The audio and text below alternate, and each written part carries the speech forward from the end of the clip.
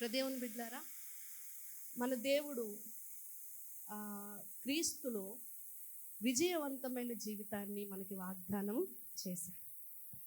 ఈ విజయవంతమైన జీవితాన్ని మనం పొందుకోవడానికి ఈ అపజయాలు అనే మెట్టులు ఎక్కాల్సి ఉంటుంది. దేవునికి స్తోత్రం.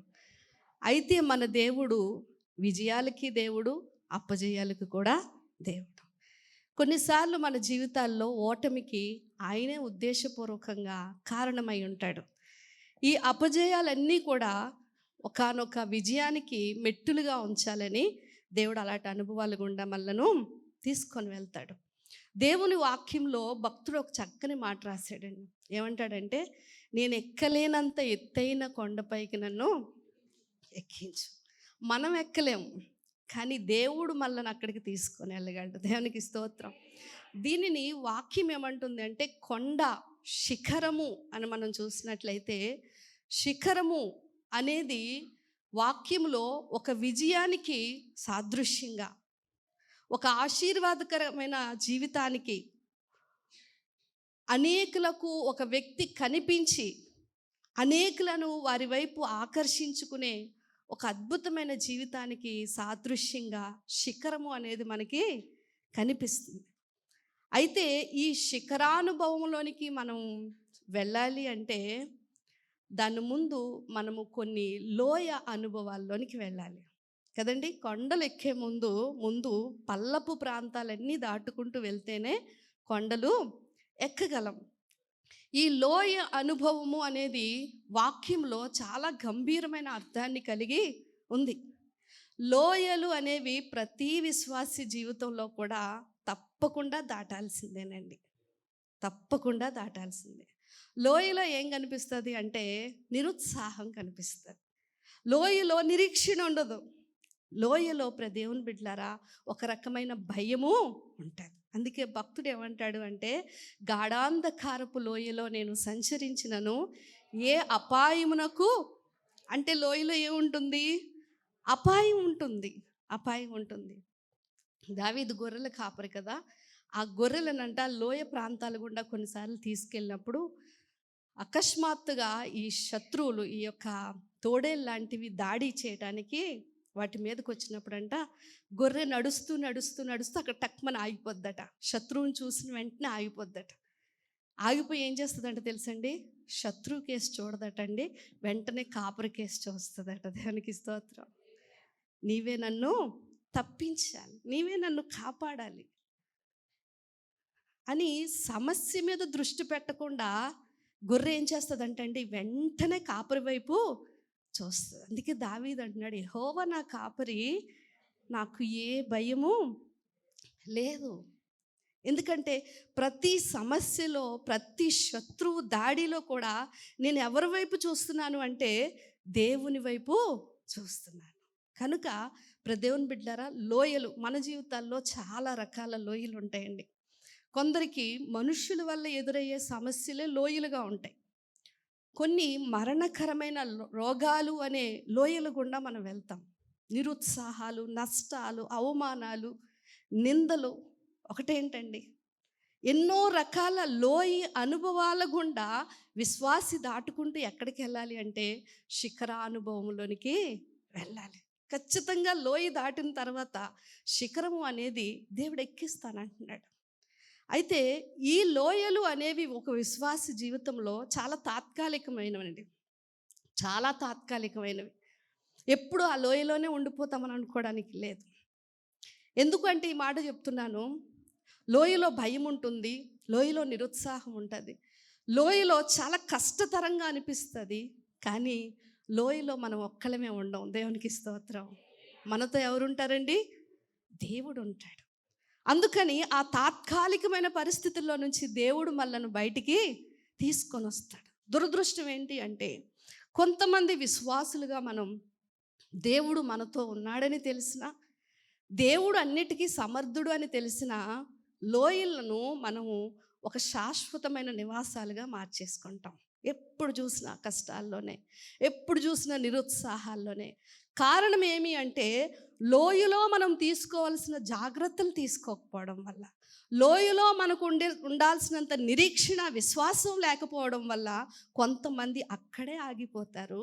కానీ కొంతమంది ఆ లోయలో తమతో ఉన్న దేవుణ్ణి ఆశ్రయించి వారు శిఖరానుభవానికి వెళ్తారు. దేవునికి స్తోత్రం.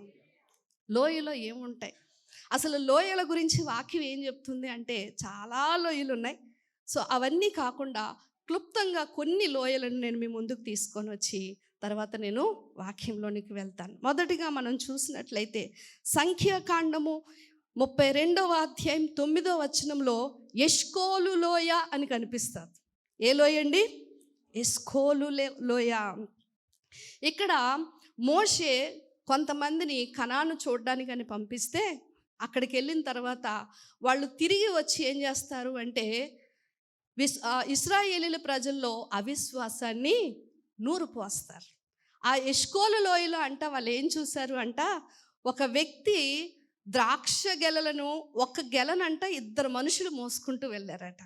ఒక గెలను 2 మనుషులు.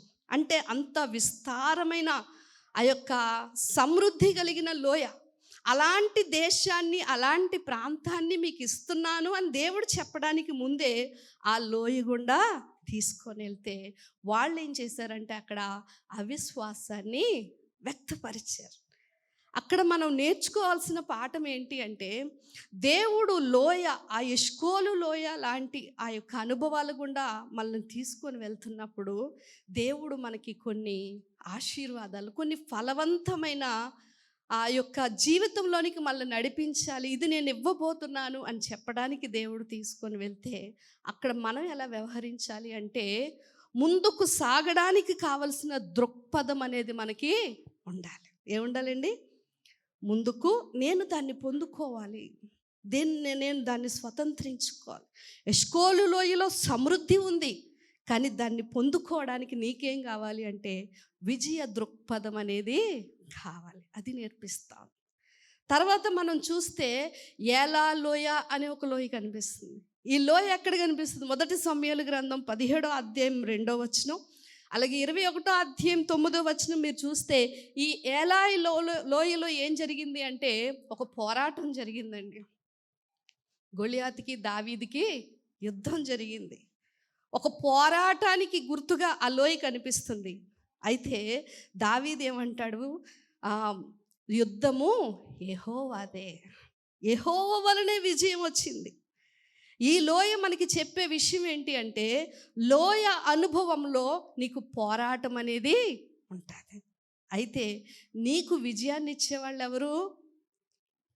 క్రైస్తవ జీవితంలో ఓ పెద్ద రహస్యం ఏంటి అంటే, విజయం అనేది క్రీస్తులో మనకు ఆల్రెడీ దేవుడు వాగ్దానం చేశాడు. మనం చేయాల్సిందంతా ఏంటంటే పోరాటం చేయాలి. ఏం చేయాలండి? పోరాటం. ఆ పోరాటం చేసేటప్పుడు కూడా ఒంటరిగా చేయాల్సిన అవసరం లేదు. ఇన్ని సదుపాయాలు దేవుడు మనకి ఇచ్చాడు. ఎన్నో పోరాటాలు గుండా నీ యొక్క జీవితం నడుస్తూ ఉంటుంది. కానీ ప్రతి పోరాటంలో కూడా దేవుడు ఏమంటున్నాడు అంటే, నేను అక్కడ నీకు విజయాన్ని ఇస్తాను.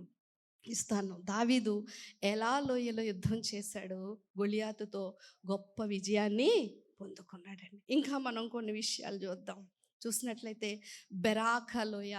ఏ లోయ అండి? ఇది 2వ దినవృత్తాంతాల గ్రంథం 20వ అధ్యాయము 26వ వచనంలో ఉంటుంది.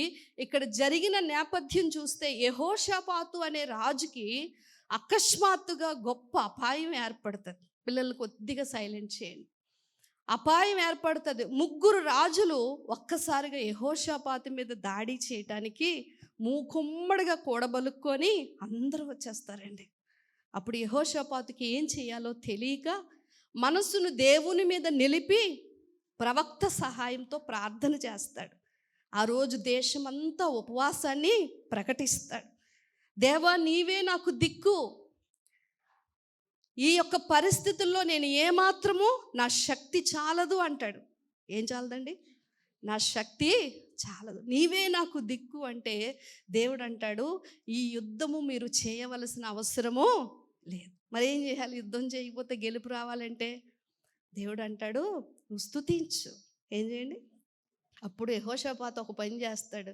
వీళ్ళందరినీ అక్కడ సమకూర్చుకొని వాయిద్యాలు వాయించేవారిని, పాటలు పాడేవారిని ఇదే చేస్తాడండి. చక్కగా లైన్లో పెట్టి మరి యెహోషాపాతు వాళ్ళ యొక్క ప్రజలందరూ దేవుని స్తుతిస్తూ ఉంటారు.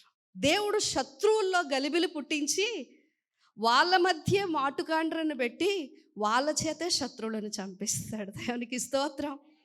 అప్పుడు యెహోషాపాతు ఈ బెరాకా లోయ గుండా వాళ్ళు దేవుణ్ణి స్తుతించుకుంటూ పాటలు పాడుకుంటూ ఒక ఆశీర్వాదకరమైన స్థితిలోనికి వస్తారు. నిజంగా ఈ బెరాకా అనుభవము మొదట భయాన్ని కలిగించిందే, చాలా ఇబ్బందికరమైన పరిస్థితే. కానీ ఆ శ్రమలో యెహోషాపాతు ఏం చేశాడు అంటే దేవుణ్ణి స్తుతించాడు. జ్వరం వచ్చింది ప్రభువా నీకు స్తోత్రం అని ఎప్పుడైనా అంటామా మనం? వ్యాపారంలో నష్టం కలిగింది ప్రభువా నీకు స్తోత్రం అని అంటామా? కానీ శ్రమలో స్తుతించటం ద్వారా ఆశీర్వాదాన్ని పొందుకుంటాం. అదొక సీక్రెట్.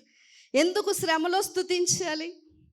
శ్రమలో దేవుని శక్తిని మర్చిపోయేటట్లు శత్రువు చేస్తుంది. దేవుని సామర్థ్యాలను మర్చిపోయేటట్లుగా శ్రమలు మళ్ళీ చేస్తాయి. స్తుతించడం ద్వారా నువ్వేం గ్రహిస్తావు అంటే దేవుడు ఆ సమస్యలన్నిటి గుండా నిన్ను పైకి లేవనెత్తేవాడని గ్రహిస్తావు. దానికి స్తోత్రం. అది అందుకు నువ్వు స్తుతించాలి. నువ్వు జ్ఞాపకం చేసుకుంటూ స్తుతించాలి. అమ్మో జ్వరం వచ్చింది, అమ్మో జబ్బు వచ్చింది కాదు. దేవా ఆల్రెడీ జబ్బు వచ్చిన వాళ్ళు చాలామంది ఉన్నారు, ఆల్రెడీ నష్టపోయిన వాళ్ళు నీ వాక్యంలో చాలామంది ఉన్నారు, ఎన్నో ఎదురు దెబ్బలు తిన్న వాళ్ళు చాలామంది ఉన్నారు, ఎన్నో అపజయాలు గుండా వెళ్ళిన వారు చాలామంది ఉన్నారు. కానీ వాళ్ళందరి జీవితంలో నువ్వేం చేసావు? కార్యం చేసావు. నాకు చేయవా? స్తుతించండి. బెరాకా అనగా ఆశీర్వాదం. ఏంటండి? ఆశీర్వాదపు లోయ. తర్వాత మనం చూసినట్లయితే 3 చూస్తాం కదా ప్రదేవుని బిడ్డలారా. బాకా లోయ, ఇది 84వ కీర్తనలో 6-7 వచనాల్లో మీకు కనిపిస్తుంది. వారు బాకా లోయ గుండా వెళ్తున్నప్పుడంట ఎలా వెళ్ళారు అంటే ఏడ్చుకుంటూ వెళ్ళారంట. ఒకసారి చదువుతారా మాట? 6-7 వచనాలు. వెళ్ళుచు దానిని ఎలా చేశారండి? జలమయముగా చేయుదురు, తొలకరి వాన దానిని దీవెనలతో కప్పును. లోయ అనుభవాల్లో మనకు ఎదురయ్యే మరొక సమస్య ఏంటో తెలుసండి? ఏడ్పు, దుఃఖము, బాధ, కన్నీరు, వేదన. ఇలాంటి పరిస్థితుల్లో గుండా లోయల్లో మనం ప్రయాణం చేస్తున్నప్పుడంట వారు దానిని దీవెనకరంగా మార్చుకున్నారు. దేవునికి స్తోత్రం. దీవెనకరంగా తొలకరి వాన అక్కడ కూర్చి వారికి సమృద్ధినిచ్చే విధంగా వారు మార్చి ఉన్నారని. లోయలో ఏముంది అంటే దుఃఖం ఉంది, కానీ దానిని దీవెనగా మార్చగలుగుటకు దేవుడు మనకి తోడుగా ఉన్నాడు. మరొక లోయ గురించి మీకు చెప్తాను. అఖోరు లోయ. ఏంటండి? మీకు హోషియా గ్రంథం 2వ అధ్యాయం 15వ వచనంలో ఈ మాట కనిపిస్తుంది. సమయ పాలన బట్టి నేను కొద్దిగా త్వరగా ముందుకు వెళ్తున్నాను. అఖోరు లోయ యొక్క చరిత్ర ఏంటి అంటే ఆకాను అనే ఒక అతను యెహోషువ ఈ కనాను దేశం మీద యుద్ధం చేసేటప్పుడు యుద్ధంలో విజయం రావట్లేదు అంటని దేవుని దగ్గర మరి ఫిర్యాదు చేస్తూ, ఏంటి ప్రభువా మరి యుద్ధంలో విజయం రావట్లేదంటే, ఆకాను అనేవాడు అక్కడికి వెళ్ళినప్పుడు ఆ శపితమైన దానిలో ఒక మంచి వస్త్రాన్ని, వెండి బంగారాలను తెచ్చుకొని తన డేరాలో పెట్టేసుకున్నాడు. సో వాటన్నిటిని నువ్వు తీసి ఆకానును బట్టి విజయం రావట్లేదు అని చెప్పి దేవుడు చెప్పినప్పుడు యెహోషువ ఏం చేస్తాడు అంటే ఆకాను యొక్క ఆ గుడారాల్లో వెతికినప్పుడు అవన్నీ కనిపిస్తాయి. వాటన్నిటిని బట్టి ఈ శపితమైనది ఇశ్రాయేలీల్లో ఉండకుండానట్లు దేవుని కోపం రగులుకొని ఆకాను సంతతిని ఒక లోయలో వేసి రాళ్లతో కొట్టి చంపేస్తారు. ఆకాను అనగా, అఖోరు అనగా అదొక భయంకరమైన శ్రమ కలిగిన లోయ. ఆ శ్రమ కలిగిన లోయను దేవుడు ఇక్కడ ఏమంటున్నాడు అంటే నిరీక్షణ ద్వారముగా మార్చేదను. దేవునికి స్తోత్రం. అంటే లోయలో ఏముంటుంది అంటే శ్రమ ఉంటుంది, కానీ అందులో దేవుడు మనకు నిరీక్షణను కలుగు చేస్తాడు. ఆఖరిగా ఇంకొక లోయ గురించి చెప్తాను. ఇంకొక 2 ఉన్నాయి. హెబ్రోను. ఆదికాండం 13వ అధ్యాయం 18వ వచనంలో లోతు అబ్రహాము నుంచి విడిపోయిన తర్వాత అబ్రహాము ఒంటరి వాడైపోతాడండి. ఏమవుతాడు? లోతుకి ఇవ్వాల్సిందంతా ఇచ్చేస్తాడు. ఒంటరిగా అబ్రహాము ఆ యొక్క మమ్రే వృక్షము దగ్గర కూర్చుంటాడు. ఆ కూర్చున్నప్పుడు దేవుడు అక్కడికి వచ్చి అబ్రహాంకు వాగ్దానము చేస్తాడు. అబ్రహాము ఒంటరితనంలో, అబ్రహాము ఎన్నో ఒడిదుడుకులు ఎదుర్కొని వచ్చిన తర్వాత అక్కడ కూర్చుంటే దేవుడు వచ్చేమంటాడు అంటే, అబ్రహాము నేను నిన్ను ఆశీర్వదిస్తాను. దేవుని బిడ్డలారా, తర్వాత నుంచి అబ్రహాము దేవుని యందు నిరీక్షణ కలిగి ఇంకా ముందుకు వెళ్ళటానికి అక్కడ అవకాశం ఏర్పడతా ఉంది. కనుక మీరు గమనించాలి, ప్రతి విశ్వాసం మీ అందరి జీవితంలో, నా జీవితంలో ఖచ్చితంగా మనమందరము శిఖరం ఎక్కాలి అంటే ఈ లోయలన్నీ దాటుకొని వెళ్ళాల్సిందే. ఆఖరిగా ఇంకొక లోయ ఉంది. యోవేలు గ్రంథము 3వ అధ్యాయం 12వ వచనం చూసినట్లయితే ఈ లోయకు అర్థం ఏంటి అంటే తీర్పు అని అర్థం. ఈ లోయలో దేవుడు ఏం చేస్తాడు అంట, దేవుని ప్రజలు అనేక హింసలు పొందుతారు కదా, అనేక శ్రమలు పొందుతారు కదా. అలా దేవుని కొరకు శ్రమలు పొందిన తన బిడ్డలందరికీ విడుదల, దేవుని బిడ్డలను శ్రమ పెట్టిన వారికి తీర్పు. యెహోషాపాతు లోయ అని ఉంటుంది, అక్కడ ఉందండి. ఈ యెహోషాపాతు లోయలో ఏం జరుగుతుందంటే, దేవుని బిడ్డలు ఎవరైతే శ్రమ పడతారో వాళ్ళందరికీ ఆ రోజు ఒక విడుదల, దేవుని బిడ్డలను శ్రమ పెట్టిన వారికి తీర్పు జరగబోతుంది. ఇది అంత్యకాలంలో దేవుడిది చేయబోతా ఉన్నాడు. ఈరోజు మనం అందరము కూడా పాటలు పాడుకుంటూ మనము ఆ సియోను కొండకు ప్రయాణము చేస్తాము. సియోను పాటలు సంతోషముగా పాడుచు సియోనుకు వెళ్ళు. సియోను అనేది ఒక కొండ అనుభవము, ఒక శిఖర అనుభవము.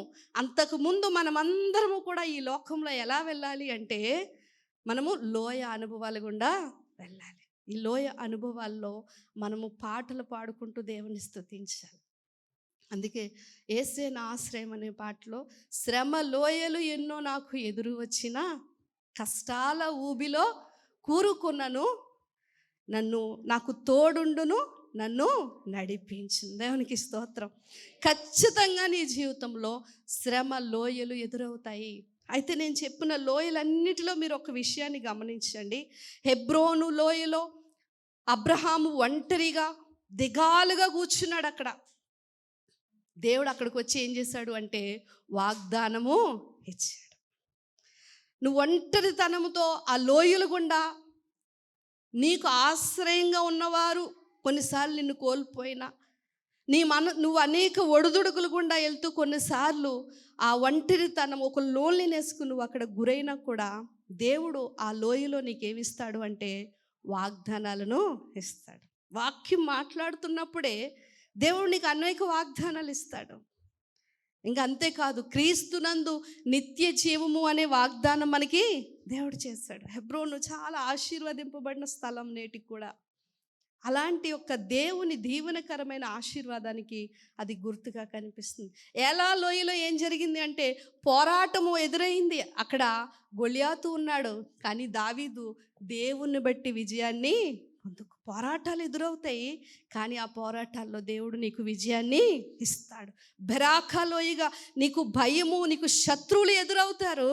నువ్వు స్తుతిస్తే దేవుని చేత ఆశీర్వదింపబడతావు. బాకాలోయ ఏడుపు గుండా వెళ్తావు, కానీ దేవుడు దాన్ని దీవెనగా మారుస్తాడండి. ఎస్కోలు లోయలో సమృద్ధి ఉంది, అక్కడ నీవు అవిశ్వాసం కనపరచకూడదు, కానీ ఏం చేయాలి అంటే విజయ దృక్పథముతో ముందుకు వెళ్ళాలి. యెహోషాపాతు లోయలో దేవుడు నీకు సంపూర్ణమైన విడుదల ఇవ్వటానికి లోకాన్నంతా అంతమొందించి దేవుడు నీకు ఒక మంచి స్థితిని దేవుడు వాగ్దానం చేస్తా ఉన్నాడు. కనుక ప్రియ దేవుని బిడ్డలారా, నేను లోయలు గుండా వెళ్ళను అంటే నువ్వు శిఖరం ఖచ్చితంగా ఎక్కలేవు. ఇవన్నీ కూడా మనము దాటుకుంటూ వెళ్ళాల్సిందే. ఇవన్నీ కూడా మనము దాటుకుంటూ వెళ్ళాల్సిందే. మన జీవితాల్లో ఆ యొక్క సమస్యలు అనే లోయలు, ఆ పరిస్థితులు అనే లోయలు, ఆ ఒంటరితనాలు, ఆ పోరాటాలు, ఆ ఏడ్పులు, ఆ భయాలు చూస్తూ ఉంటే గమనించండి. అందుకే లోయను ఎప్పుడు నువ్వు శాశ్వతమైన స్థలంగా మార్చుకోకూడదు. లోయలో నీతో పాటు దేవుడు ఉన్నాడు, ఆయన విడుదలిస్తాడు. దేవుణ్ణి స్తుతించడం నేర్చుకోవాలి. శ్రమల్లో ధైర్యంగా నిలబడాలి. లోయ అనేది నీకు పర్మనెంట్ ప్లేస్గా ఉండాలని దేవుడు ఏమాత్రమూ కోరుకోవట్లేదండి. ఎందుకంటే దేవుని బిడ్డలారా, శిఖరానుభవము మనం చూడాలి, ఎక్కాలి అంటే ఖచ్చితంగా ఈ లోయల గుండా మనం ఎలాగైతే ప్రయాణం చేయాలో ఇదే మార్గంలో ఎవరు వెళ్ళారు అంటే ప్రభువైన యేసుక్రీస్తు వారు వెళ్ళారు. యెషయా గ్రంథం 53వ అధ్యాయము 10వ వచనం చూస్తే, ఆయనను నలుగగొట్టుట యెహోవాకు, ఏంటంటే యేసు ప్రభు వారిని నలగొట్టడం ఎవరికి ఇష్టమైందండి? యెహోవాకి ఇష్టమైంది. యేసు ప్రభు వారిని నలగొట్టడం దేవునికి ఇష్టమైతే మరి మనల్ని నలగొట్టడం కదా. దేవుడు తాను ప్రేమించు కుమారుణ్ణి గద్దించి శిక్షించును. కనుక యేసు ప్రభు వారి దారే మనం వెళ్ళే దారి. అయితే యేసు ప్రభు వారు శ్రమల్లో ఆయన ఎలా స్పందించారు? హెబ్రీ పత్రిక 5వ అధ్యాయం 7వ వచనం నుంచి చదివితే ఆయన జీవితం అంతా ఎలా కనిపిస్తుంది అంటే, శరీరధారిగా ఉన్న దినాల్లో యేసు ప్రభువారు మహారోదనతోనూ కన్నీళ్లతోనూ, యాచనలు అని ఉందండి, యాచన అర్జించటం దేవుని దగ్గర, కన్నీళ్లతో పగిలిపోయిన గుండెతో ఆయన ఎంతో వేదన చెందిన మరి పరిస్థితులు మనకు చూస్తున్నాయి. ప్రభువులో ఏ పాపం లేదే. ప్రభు ఎందుకు శిక్షింపబడ్డారు అంటే ఆయన్ని నలుగగొట్టుట తండ్రికి ఇష్టమైన.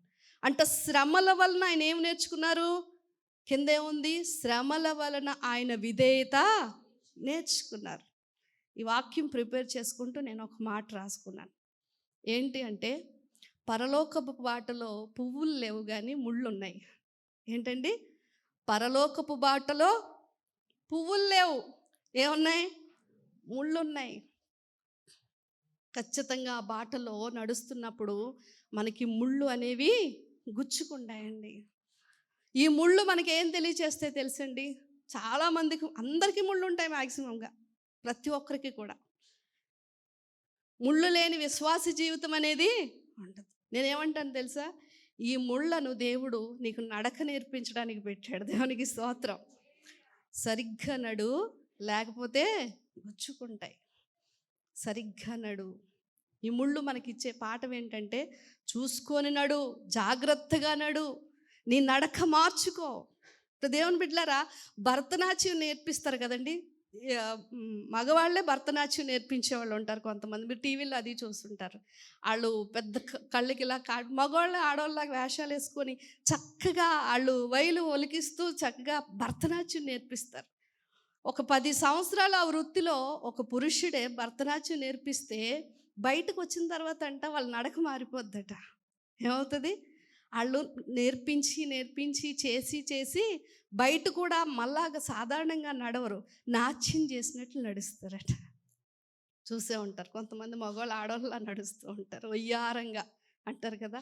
అలాగే ఆ ప్రాక్టీస్ అతన్ని ఏం చేసింది అంటే అలా మార్చేసింది. మిలిటరీ వాళ్ళు నడక వేరేగా ఉంటుంది. మిలిటరీ వాళ్ళ మళ్ళాగా అలా ఉంగిపోయి ఇలా నడవరు, చాలా నిఠారుగా నడుస్తారు. మిలిటరీలో ఉద్యోగం చేసి బయటకు వచ్చిన తర్వాత కూడా వాళ్ళ తీరు అలాగే ఉంటుంది. ఎందుకంటే జీవితంలో అది చాలా సంవత్సరాలు అలవాటు అయిపోయి అలాగే నడుస్తారు, కొన్ని సంవత్సరాలు అక్కడ ఉండటం వల్ల. మరి మనం, ప్రభు ఏమంటారు? క్రీస్తు అడుగు జాడల్లో మీరు ఎలా నడాలండి? మనం క్రీస్తు వారి అడుగు జాడల్లో మన అడుగులు ఎలా ఉంటాయి. కానీ ఆయన ఎలా అడుగేశాడో, ఎలా నడిచాడో నువ్వు కూడా చూసుకొని కరెక్ట్గా ఆయన అడుగులో అడిగేస్తూ ఆయన అడుగులో ఆయన ఎలా నడిచాడో అలా నీవు నడుస్తూ ఉంటే కొంతకాలానికి క్రీస్తును పోలి నువ్వు నడుచుకుంటావు. దేవునికి స్తోత్రం. మరి మన నడక మారుతుందా? మన నడక మారుతుందా? ఎన్ని సంవత్సరాలు అవుతుంది? ఒక 10 సంవత్సరాలు ప్రాక్టీస్లో ఉన్నవాళ్లే మారిపోతారు వాళ్ళు. మరి ఎన్నో సంవత్సరాలుగా దేవుని వాక్యాన్ని వింటున్నాం. దేవుడు ఎన్నో ముళ్ళు పెట్టి జాగ్రత్త చూసుకో అని చెప్తా ఉన్నాడు. ఎన్ని ముళ్ళు పెట్టినా కొంతమందికి నడక మాత్రం మారదండి. ముళ్ళుదే, వీళ్ళ పని వీళ్ళదే. ఎటు నుంచి ఏవి గుచ్చుకున్నా కూడా అబ్బే ఏమి చలనం ఉండదు. కానీ దేవుని బిడ్డలారా, ఆ ముళ్ళు గుచ్చుకుంటున్న ప్రతిసారి నేను ఇలా ఉండకూడదు, ఇలా ఉండకూడదు, ఇలా ఉండకూడదని నీవు నేర్చుకుంటే నువ్వు ఒకానొక రోజు క్రీస్తును పోలిన జీవితంలోనికి వస్తావు. శిఖరానుభవము. యేసు ప్రభువారు చూడండి, తన జీవితంలో అనేక సమస్యలు గుండా వెళ్ళారండి. ఆయనంత భయంకరమైన సమస్యలు గుండా ఎవ్వరూ వెళ్ళలేదు. తెలుసా, సమస్యల్లో ఏ వ్యక్తి అయినా ఆదరణ కోరుకుంటారు. యేసు ప్రభువారిని కూడా ఆదరించడానికి కొంతమంది ముందుకు వచ్చారు. యేసు ప్రభువారు సిలువ యాగానికి వెళ్ళే ముందు పేతురు వచ్చేమంటున్నాడు, ప్రభువా నీకు సిలువ ఏమాత్రము నీకు తగదు, నీకు అది సంభవించకూడదు అంటే ప్రభు ఏమన్నారు సింపుల్గా, సాతానా నా వెనక్కి వెళ్ళిపో, నేను సిలువ ఎక్కాల్సిందే, ఆ శ్రమని నేను అనుభవించాల్సిందే. తీరా సిలువ మీదకి వెళ్ళేసరికి పక్కనున్న దొంగ ఏమంటున్నాడు, నీకు తగదయ్యా, నీకు తగదు అంటే ప్రభు ఏమాత్రము అంటే స్వీయ జాలి అంటారు కదా, అమ్మో నేను ఎందుకు ఇంత శ్రమ పడుతున్నాను అని తన మీద తను జాలి తెచ్చుకోలేదండి. ఆయనకి తెలుసు ఆ శ్రమ దేవుడు అనుభవించింది, దాని గుండా తను వెళ్ళాలి. ఇంకా కిందకు చూస్తే సిలువ కిందకి ఆ దారి పొడుగున చూస్తే స్త్రీలు బోరుమని, అయ్యా నీకెందుకు ఇంత కష్టం, నీకెందుకు ఇంత కష్టం అని ఆ స్త్రీలందరూ ఇంకా బలహీనపరిచే విధంగా ప్రభువు మీద జాలి చూపిస్తూ ఉంటే, ఆదరిస్తూ ఉంటే ప్రభు ఏమంటారు, అమ్మ నా కోసం ఏమీ ఏడవలసిన అవసరం లేదు, మీకోసం మీ పిల్లల కోసం ఏడవండి, నేను ఇది భరించాలి. వాక్యంలో రాయబడిన మాట ఏంటో తెలుసండి, ఆయన సిలువను సహించి, దేవునికి స్తోత్రం, ఆయనకు వచ్చిన శ్రమను ఆయన ఏం చేశారండి, సహించారు. ఒక విశ్వాసికి దేవుడు ఏమంటున్నాడంటే, కొరింథీ పత్రిక 13వ అధ్యాయం 10వ వచనంలో ఆయన అంటారు, మీరు సహింపగలిగినంత కంటే ఎక్కువగా దేవుడు మిమ్మలను శోధింపనీయడు. అంతేకాదు శోధనను తప్పించుకునే మార్గం కూడా ఎక్కడ పెట్టాడంట, అక్కడే పెట్టాడు, పక్కనే పెట్టాడు. ఇంతకీ శోధన తప్పించుకునే మార్గం ఏమై ఉంటుంది, మనం కూడా తప్పించుకోవచ్చని నేను ప్రయత్నం చేశాను. దేవుడు శోధన అన్నాడు, మీరు సహించండి అంటున్నారు, సహించగలిగే అంతే పెడతానంటున్నారు. మళ్ళీ శోధనను తప్పించుకునే మార్గం ఏంటా అని నిజంగా ఊరికే దేవుని సన్నిధిలో అడిగితే తేలిన ఫలితం ఏంటి అంటే సహించడమే అని వచ్చింది. దేవునికి స్తోత్రం. అంటే ఒక పరిస్థితి గుండా నువ్వు వెళ్తున్నప్పుడు ఆ వ్యక్తులను, ఆ పరిస్థితులను నువ్వు భరించటం, ఓపిక పట్టడం, సహించడము నువ్వు నేర్చుకుంటే దేవుడు అక్కడితో నీకు ఆ శ్రమకు ముగింపు ఇస్తాడు. 30 సంవత్సరాలైనా ఇలాంటి వాడిని నేను ఎందుకు భరించాలి అని నువ్వు ఊరికే కోపం అయిపోయి వాళ్ళ మీద తిరగబడిపోతున్నావు అనుకో, నువ్వు సహించట్లేదు. దేవుడు ఇంకా ఆ యొక్క బరువు పెంచుతూ ఉంటాడు. లేదు ఈయన నాకు ఎందుకు ఇచ్చాడంటే, దేవుడు నాలో ఏదో అవలక్షణం ఉంది, దాన్ని మార్చడానికి ఇలాంటి వాడిని పక్కన పెట్టాడు, ఇలాంటి ఆమెను పక్కన పెట్టాడు, ఇలాంటి బాసుని పక్కన పెట్టారు. నీ చుట్టూ పెట్టే వ్యక్తులను కూడా సహించటం ద్వారా ఆ శ్రమలో నుంచి నువ్వు బయటికి వస్తావు. ఆ పెయిన్, శరీరంలో కలుగుతున్న ఆ బాధను సహించటం ద్వారా, సహించిన వారంట క్రీస్తుతో కూడా ఏలుతారటండి. మీరు యోబు సంగతి ఆలోచించారు కదా, ఆయన సహించాడు, భరించాడు.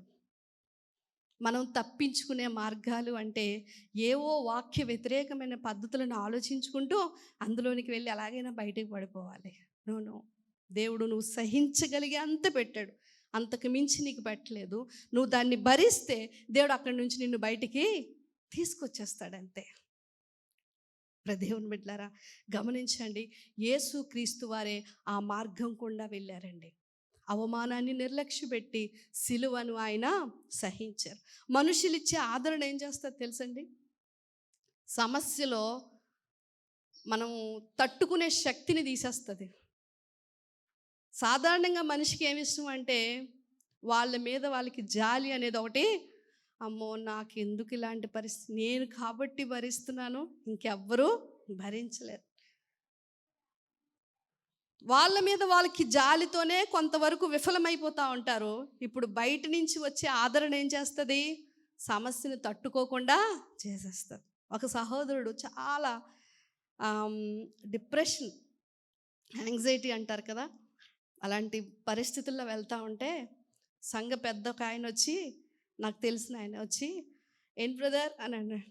బ్రదర్ చాలా కష్టంగా ఉంది, తట్టుకోలేకపోతున్నాను అని చెప్పేసి అంటే, అవునా బ్రదర్ 4 వచనాలు చెప్తాను, ఇవి మెడిటేట్ చేయండి. ఏం చెప్పలేదండి. అయ్యో మీకు ఇలా వచ్చిందా, మీరా ఇంత బాధపడుతున్నారు అని అనలేదు. బ్రదర్ ఓర్చుకోండి అన్నాడు. దేవునికి స్తోత్రం. పిల్లాడిని నలుగు పెడతారు తెలుసండి. పుట్టినప్పుడు ఆడు ఉండేదే ఇంత ఉంటాడండి. ఆడికి అది రాసి ఇది రాసి కాళ్ళు చేతులు ఇలా లాగేసి అలా లాగేసి మెడలా లాగేసి అమ్మో భయంకరంగా సాగదీసేస్తూ ఉంటారండి. దాని అర్థం ఏంటో తెలుసా? ఆ నలుగు అంతా వాడిని గట్టిగా మార్చేస్తుంది. దేవునికి స్తోత్రం. శ్రమలు కూడా మళ్ళీ ఏం చేస్తాయి? ఆరితేరిపోతాం అన్నమాట. శ్రమకే మనం అంటే భయం వచ్చేస్తుంది.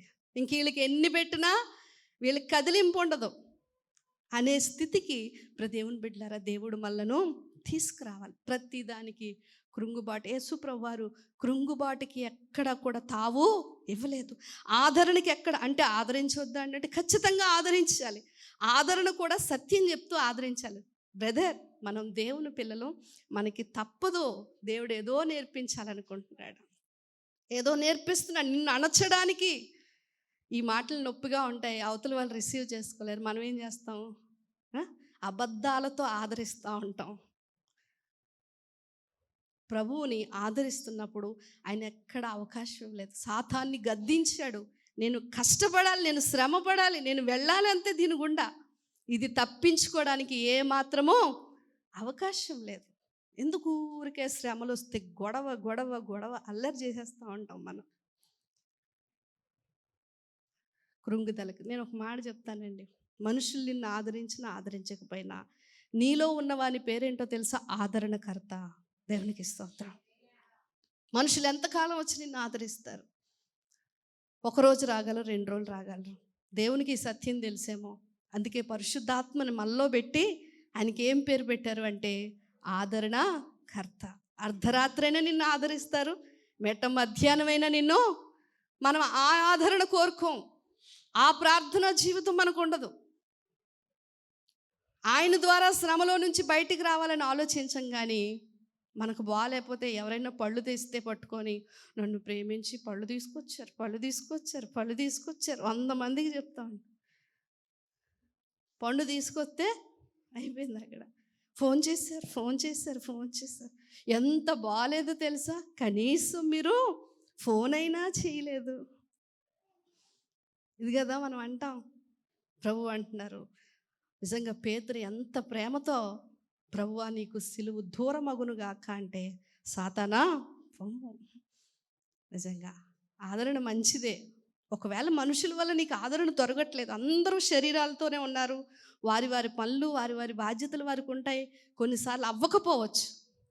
దేవుడు మనలోనే ఆదరణకర్తను పెట్టాడు. ఆయన ద్వారా ఆదరింపబడాలి. అది ఎలా ఉండదు తెలుసండి? మనుషులు పైన గాయాలు కడతారు, కానీ ఆయన ఎక్కడి నుంచి కట్టుకుంటూ వస్తాడు గాయాలని? లోపల నుంచి. ఆ పీస్ అనేది దేవుడు లోపల. శ్రమలో స్థిరత్వము, శ్రమలో స్థైర్యము అంటారు తెలుసండి. ఒక యవ్వనస్తుడి గురించి చెప్తాను, నేను చెప్పి ముగిస్తాను మీకు. ఆ అబ్బాయి పేరు పాల్ మోయ్ అనే ఈ యవ్వనస్తుడు చైనా దేశంలో నివసించేవాడంట. చైనా దేశంలో నివసిస్తున్నప్పుడు ఈ కమ్యూనిజం అనేది బాగా ప్రబలిపోయి క్రీస్తుని నమ్మిన వాళ్ళని ఎక్కడికక్కడ చంపేస్తుండేవారు అనమాట. ఈ అబ్బాయిని పట్టేసుకున్నారట. చాలా విశ్వాసంతో అనేక మందిని మార్చేస్తున్నాడు, చాలా గట్టిగా కనిపిస్తున్నాడు, వీడిని పట్టుకుందాం అని చెప్పేసి పట్టుకున్నారట. పట్టుకొని శుభ్రంగా అబ్బాయికి వార్నింగ్ ఇస్తున్నారంట. నిన్ను కొరడాలతో కొడతాం, యేసుప్రభుని వదిలేస్తావా లేదా అనేసి అంటే అబ్బాయి అన్నాడంట, యవనస్తుడు, కొరడా దెబ్బలు ఎక్కడ తగులుతాయో తెలుసా? నా చర్మానికి తగులుతాయి, నా కండరాలకు తగులుతాయి, బాగా అయితే నా ఎముకలకు తగులుతాయి, నా ఆత్మకు తగలవు అన్నాడంట. ఈడేంటి పెద్ద తేడాగా ఉన్నాడని చెప్పేసి వాళ్ళకి ఇంకా కోపం వచ్చేసి, దేవుని బిడ్డలారా, ఆ అబ్బాయి మీద వార్నింగ్ ఇస్తున్నారట. నీ దేవుడు నిన్ను కాపాడుతాడా? నీ దేవుడు నిన్ను మరణం నుంచి తప్పిస్తాడా? నీకేంటి ఈ ధైర్యము? నువ్వు నిజంగా చంపేస్తావు, నువ్వు తట్టుకోగలవా అని చెప్పేసి వార్నింగ్ ఇస్తుంటే కూల్గా అన్నాడంట, నా జీవిత కాలమంతా మరణాన్ని ఎలా ఎదుర్కోవాలో నేర్చుకోవడానికే దేవుడు నాకు ఇచ్చాడు అన్నాడంట. ఇంకా వాళ్ళకి ఇదైపోయి, దేవుని బిడ్డలారా, సరే నిన్ను చంపుతాము, నిన్ను దేవుడు ఎంత శక్తిని ఇస్తాడో చూస్తాము, దేవుని శక్తి అంటున్నావు కదా అని చెప్పేసి అంటే ఈ అబ్బాయి అన్నాడంట, దేవుడు ఆ శక్తి ఇవ్వబట్టే నేను ఇంకా మిమ్మల్ని క్షమించగలుగుతున్నాను, ప్రేమించగలుగుతున్నాను అన్నాడంట. ఆ క్షమించే శక్తి, ప్రేమించే శక్తి దేవుడే ఇచ్చాడని. ఇంక దేవుని బిడ్డలారా, ఆ అబ్బాయిని ఎలాగైనా మార్చాలి అని కంకణం కట్టుకొని, సరే నిన్నేమీ చేయము, నీకేమైనా ధన రూపంలో ఇస్తాం, నీకు ఎంత కావాలి, ఏం కావాలి చెప్పు, నువ్వు ఇక్కడ ఇది ఆపే అని చెప్పేసి అంటే 30 వెండి నాణాలు మాత్రం సరిపోవన్నాడట. 30 వెండి నాణాలు మాత్రం నా యేసు నమ్మేయడానికి సరిపో, మరేం కావాలి అనేసి అంటే, ఒక పాపిని రక్షించడానికి ఎంత అవుతుందో అంత ధనము మీరు ఇస్తే నేను ఒప్పుకుంటాను అన్నట్లుగా మాట్లాడంటే. ఎంత అవుతుంది ఒక పాపిని రక్షించడానికి అంటే, భూలోకంలో ఎంత ఉందో అంతా కూడా అవుతుంది అన్నాడు. కోపం వచ్చి దేవుని బిడ్డలారా చిరఛేదనం చేస్తారంట. శ్రమల్లో దేవుణ్ణి స్తుతిస్తూ మరణించాడట అబ్బాయి. దేవునికి స్తోత్రం. గమనించాలి, శ్రమ అనేది ఏదో మనలను భయంకరంగా హతమార్చేసేదో లేకపోతే అక్కడతో ఆపేసేదో కాదండి. ఒక శ్రమ అనేది క్రైస్తవుని మరింత ధైర్యంలోనికి నడిపించేది, మరింత విశ్వాసంలోనికి నడిపించేది. శ్రమలను సరిగ్గా అర్థం చేసుకోకపోవటం వల్ల మనము శిఖరము ఎక్కే అనుభవాన్ని రోజు రోజుకి తగ్గించేసుకుంటున్నాం. ఈ శిఖరానుభవంలోనికి మనం వెళ్ళాలి అంటే ఈ శ్రమలు, అపజయాలు అనే మెట్టులు గుండా మనం వెళ్ళాలి అండి. ఇశ్రాయేలీయుల జీవితంలో ఒక సంఘటన జరిగింది. వాళ్ళందరూ ఏమనుకుంటున్నారు అంటే, ఒక రాజు మీదకి భయంకరమైన సమస్య వచ్చింది. మీరు మొదటి రాజుల గ్రంథం ఒకసారి చూడండి, 20వ అధ్యాయం 28వ వచనం ఒకసారి చూస్తే, 20వ అధ్యాయం 28వ వచనం, మొదటి రాజుల గ్రంథం. అక్కడున్న అన్యజనులు అంటున్న మాట ఏంటి అంటే, మొదటి రాజుల గ్రంథం 20వ అధ్యాయం 28వ వచనం.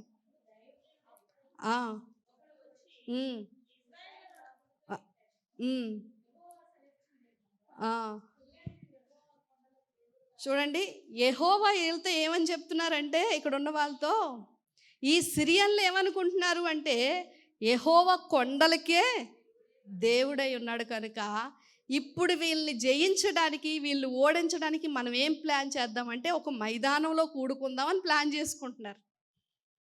వాళ్ళు ఏమనుకుంటున్నారంటే, వీళ్ళు దేవుడు కొండల మీద ఉండేవాడు, కొండలకే దేవుడు కనుక వీళ్ళు ఓడించడానికి మనం పైకి ఎక్కడం కాదు, మనం కిందుండి ప్లాను చేసుకుందామని మైదానం ఒకటి ఎంచుకున్నారు.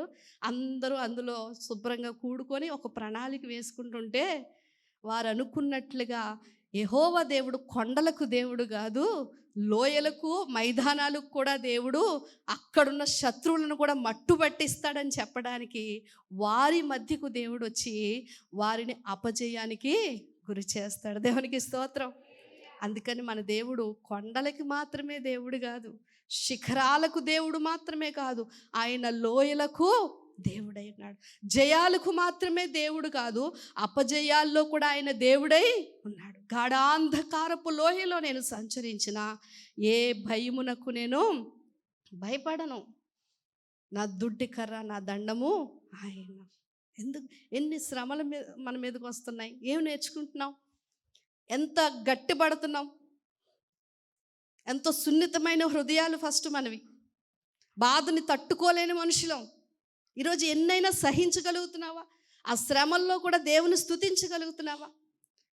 శ్రమలో పోరాటం ఉంటుంది, విజయం ఉంటుంది. శ్రమలో ఒంటరితనం ఉంటుంది, వాగ్దానాలు ఉన్నాయి. శ్రమలో భయం ఉంటుంది, ఆశీర్వాదం ఉంది.